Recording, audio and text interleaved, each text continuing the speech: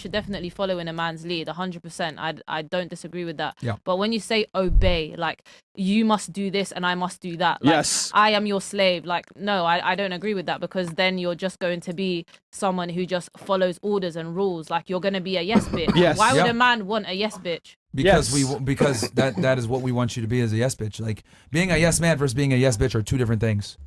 A yes man means you have no spine. A yes bitch means she is submitting and following you.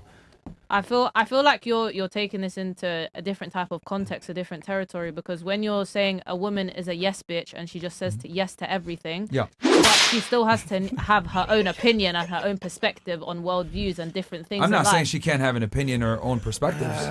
But what I am saying is like, a lot of the times those perspectives and worldviews are not going to be the same as her husband.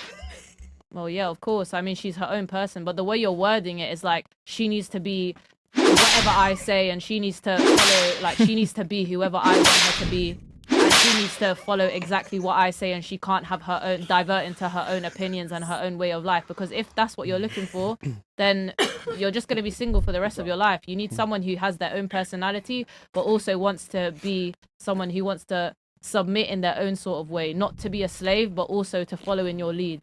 Yeah, see, that's the problem. Women, like when you say words like obey and submit or whatever, you guys have your own subjective interpretation of what you think submitting and obeying is, because It's bad. women don't like that word, so you guys kind of just interpret it however you want.